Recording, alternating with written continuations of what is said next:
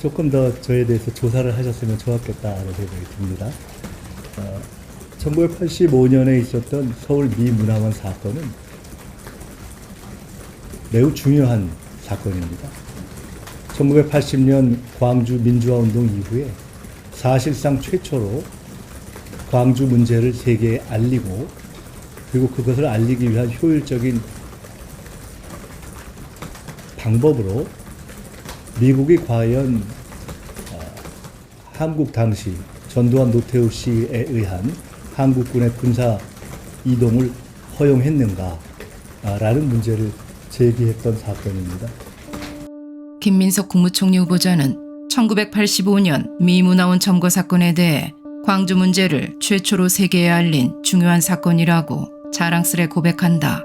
특히 불법 점거 농성을 효율적인 방법이었다는 표현까지 서슴지 않았다. 그렇다면 몇 가지 측면에서 김 후보의 발언을 검증해봐야 한다. 광주에 출동했던 부대는 미국의 승인이 필요했고 미국의 개입이 있었는지, 그리고 김 후보가 주도했던 미문화원 점거는 효율적이고 합법적인 방법이었는지 살펴봐야 한다. 그 시간 속으로 들어가 보자. 서울에 있는 미국 문화원 건물에 일부 대학생들이 난입해서 강제 점거한 사태가 빚어졌습니다. 이는 학생의 본분을 저버린 행동이며 그들의 주장이 어떻든 간에 정당화될 수 없는 폭력 행위입니다. 1985년 5월 23일 고려대, 서강대, 서울대, 연세대, 성균관대 삼민투 소속 학생 73명이 미문화원 도서관을 72시간 동안 점거하는 사건이 벌어졌다. 그들은 우리는 왜 미문화원을 들어가야만 했나 라는 성명서를 발표하면서 광주 사태 당시 24단의 병력 투입을 승인한 것에 대한 미국의 해명과 공개 사과를 요구하면서 워커 주한미 대사과의 면담을 요구했다. 1984년 학원 자율아조 치료 인해 대학마다 학생회가 부활했고 그들은 전국학생연합, 즉 전학년을 결성했다. 전학년 학생의장이 바로 서울대 출신 김민석 후보였다. 또한 학생들은 학생회와는 별도로 공격적인 투쟁을 할 기구를 별도로 만들었는데 그것이 바로 삼민투였다. 삼민투는 민족민주혁명을 핵심으로 하는 투쟁단체로서 경찰 순찰차에 화염병을 투척하고 방범 초소를 습격하는 폭력 투쟁을 11건 이상 일으킨 반국가 단체로서 노무현 정부 당시 간첩단 사건인 1심회와 연결이 되는 단체였다.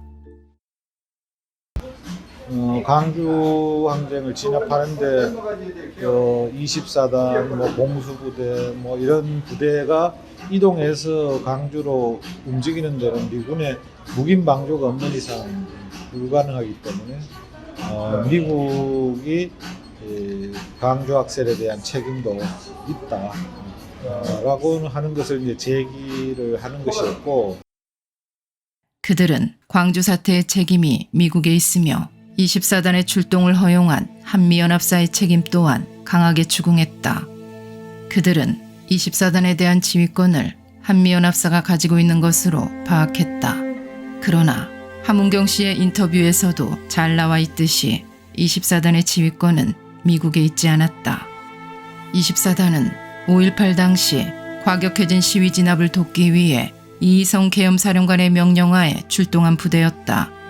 당시 광주에서는 국군통합병원이 시위대에 의해 점거되고 방송국 세무서 등이 방화되었으며 많은 죄수들과 사상범들이 있는 광주교도소가 습격당하는 등 준전시 상황이었다.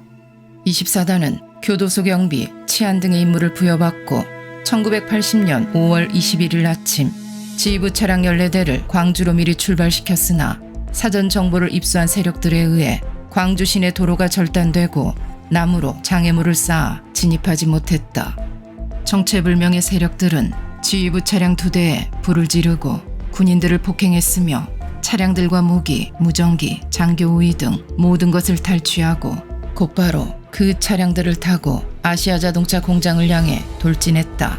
그리고 아시아자동차에서 장갑차 4대와 군용 트럭, 버스 등 600여 대를 탈취해 그 차량들을 이용하여 전남 44개 무기고와 다이너마이트를 탈취했다. 사진 한 장을 들여다보자 탈취한 버스에 태극기가 구겨져 걸려 있고 시민은 도청으로 모이라는 글귀가 붉게 적혀 있다. 5월 20일 이후 광주 시내에는 공공버스, 택시들이 다니지 못했다. 시위대들로 인해 강제로 빼앗겼기 때문이었다. 그래서 아시아 자동차에서 탈취한 버스, 트럭들이 시위 집결을 위한 운송수단이 되었다. 버스 안을 자세히 확대해 들여다보면 구멍을 낸 버스 조수석에 탈취한 군복과 군용 모자를 쓴 이가 기관총을 잡고 있다. 그는 도대체 누구이며 연속 발사되는 총구가 큰 기관총은 누구를 향해 쏘려고 했던 것일까? 이 광경은 군인들의 집단 발포에 격분하여 무기고를 털었다고 주장하는 5월 21일 오후가 아니라 군중이 도청에 집결하기 전인 5월 21일 오전에 일어난 일이다. 이 일에 대하여 미 문화원을 점거했던 삼민투 세력들은 제대로 해명해야만 한다. 5.18과 관련 없는 미 문화원이나 미 대사관 점거는 이란의 호메이니 혁명을 흉내냈던 큰 범죄 행위였으며 국격을 손상시키는 일이었다. 그 역사에 대해서 우리가 진실을 밝히지 않으면 또다시 반복된다고 생각이 들어요. 역사의 진실을 밝히는 일에 최선을 다하자는 과거 삼민투 세력들은 아직도 자신들의 옛 과오에 대한 깊은 통찰과 후회, 사과가 없다. 그들은 여전히 정치, 경제, 문화, 환경 분야에 깊숙이 스며들어 있다. 김민석 국무총리 후보와 국민의힘 함은경 씨가 앞장섰던 미 문화원 점거 사건은 학생운동에 반미운동과 주사파 출현에 다리 역할을 했다. 그들의 행보는 1980년대 운동권 시절의 모습을 그대로 간직한 철없는 젊은 시절의 도돌이표일 뿐이다. 이게 40년 전이니까 22살 때 있었던 그 사건에 대해서 예. 지금은 어떻게 생각하십니까? 어떻게 평가하십니까? 자평을 하십니까? 아니요, 저희는 예. 저는 나쁜 행동이었다 이렇게 생각은 않고요. 제 이제 젊은 시절에서 제가 할 수 있는 일이었다. 이제 제가 어떤 생각을, 사상 이념을 가지고 있다 손치더라도 군부 정권에 맞서 싸우는 것은 응당 정당한 일이고 당연한 일이다. 그것이 한국에서 민주주의 발전에 기여했다. 그런 점에서는 이렇게 보고 있죠. 위 영상에서 함은경 씨는 자신의 과거 행동에 정당함을 부여한다. 연좌제 폐지, 해외여행 자율화, 경제개발, 88올림픽을 개최했던 제5공화국을 아직도 독재 정권으로 인식하고 있다.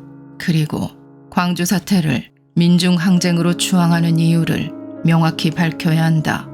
제5공화국이 제재를 가했던 부류는 사회주의, 공산주의에 물들어 국가전복을 꾀하는 학생들과 제야단체뿐이었다. 그 또한 학원 자율화로 규제를 풀어준 것도 제5공화국이었다는 것을 잊었는지 묻고 싶다. 1980년 이후 미 문화원 방화, 점거, 그리고 미 대사관저 폭탄 투하 등의 순환이 이어졌다. 대한민국에서 방대한 미국 문화의 보고인 미국 문화원은 사라지게 되었다. 우리는 수많은 연구 자료들을 손쉽게 보고 공부할 수 있는 기회를 잃은 것이다. 그 책임은 누구에게 있는 것일까? 반미를 외치던 이들이 국가 권력의 중심에 있는 지금 대한민국은 어떻게 될 것인가? 반미의 선봉, 김민석 후보의 자녀는 왜 고가의 미국 사립대학을 보냈는지 사뭇 궁금해진다.